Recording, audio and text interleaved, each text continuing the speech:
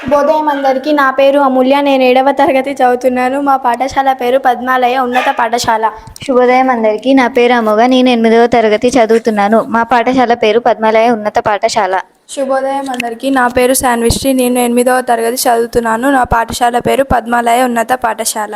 మేము A to Z అక్షరాలతో రాముని యొక్క పేర్లు చెప్పబోతున్నాము. A అనగా అయోధ్య రామ, B అనగా భార్గవ రామ, C అనగా చిన్మయ రామ, D అనగా దశరథ రామ, E అనగా ఈశ్వర రామ, F అనగా ఫాల్గుణ రామ, G అనగా గుణేశ్వర రామ, H అనగా హనుమత రామ, I అనగా ఇనయ రామ, J అనగా జగదభి రామ, K అనగా కౌసల్య రామ, L అనగా లక్ష్మణ రామ, M అనగా మర్యాద రామ, N అనగా నరహరి రామ, O అనగా ఓంకార రామ, P అనగా పురుషోత్తమ రామ, Q అనగా కుశీలవ రామ, R అనగా రఘుకుల రామ, S అనగా సీతారామ, T అనగా తారక రామ, U అనగా ఉదాత రామ, V అనగా వశిష్ఠ రామ, W అనగా వైకుంఠ రామ, X అనగా జితేంద్ర రామ, Y అనగా యోగిత రామ, Z అనగా జనహిత రామ.